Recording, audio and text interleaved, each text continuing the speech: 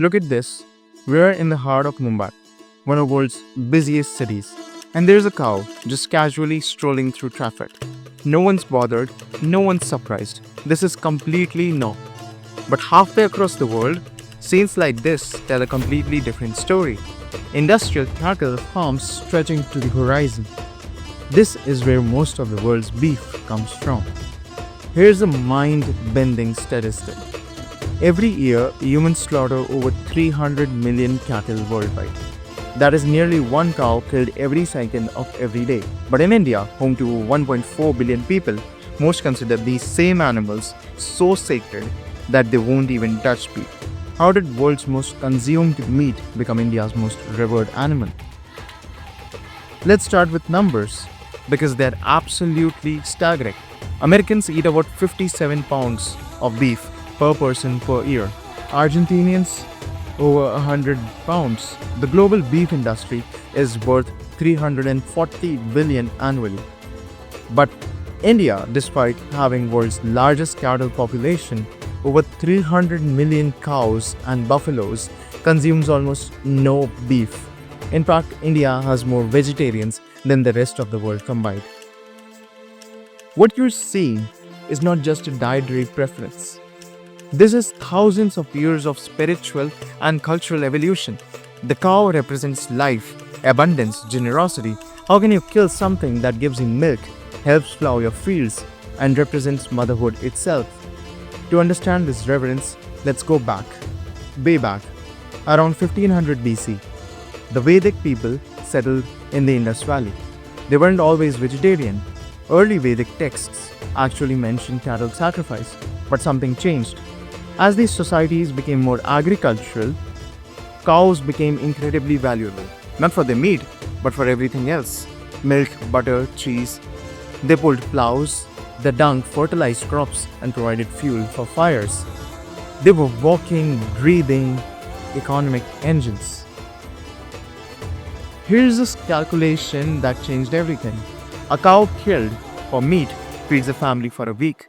A cow kept alive feeds a family for years. The math was simple. Dead cow, short-term gain. Long cow, long-term prosperity. But economics alone doesn't explain the spiritual relevance. Around 800 to 600 BCE, during the rise of Buddhism and Jainism, the concept of ahimsa, non-violence, became central to Indian philosophy. Hinduism absorbed this principle. The cow, already economically vital, became spiritually sacred. Krishna, one of Hinduism's most beloved deities, was a coward. The cow became associated with abundance, gentleness, and divine feminine. Cow is not just an animal. Cow is mother. She gives milk like mother gives milk. She gives without asking anything back. This is divine quality. While India developed this cow-centric spirituality, the rest of the world went in opposite direction. The Industrial Revolution changed everything. Suddenly, you could raise cattle efficiently, slaughter them in massive numbers, and transport beef across continents. McDonald's opened in 1940s.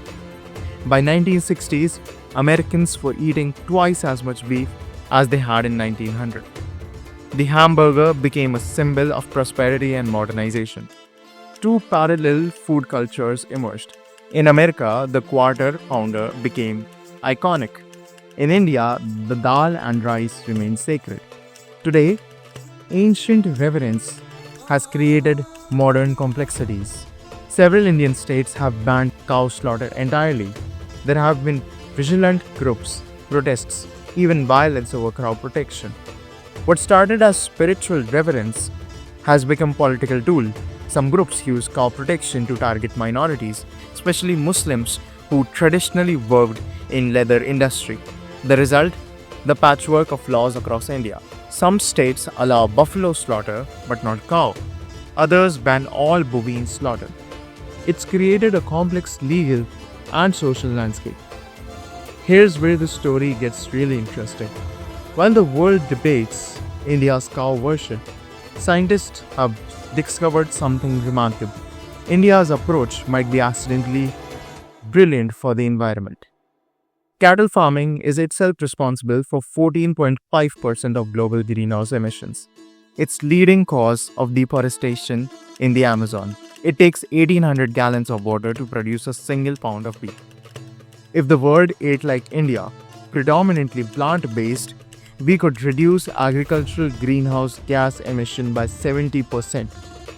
India's food system, largely by accident of history, is one of the most sustainable on earth.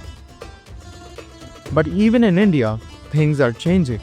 Younger urban Indians are more open to meat consumption. KFC and McDonald's have vegetarian menus, but they're still there. Globalization is slowly chipping away at traditional dietary patterns. Yet the cow remains sacred. Even Indians who eat chicken and goat rarely touch beef. The cultural programming runs way too deep. This isn't really a story about cows. It's about how geography, history, spirituality, and economies create completely different worldviews. But what's normal in Texas is unthinkable in Tamil Nadu. What's sacred in Rajasthan is a commodity in Rio Grande. The same animal, two completely different relationships. One sees a mother, a provider, a sacred being. The other sees routine, profit, progress. In a world grappling with climate change, maybe there's wisdom in asking, what if we are all looking at this wrong? What if the culture that worships cows instead of consuming them has been ahead of the curve all along? Because at the end of the day, what we consider normal is just history that happened to us.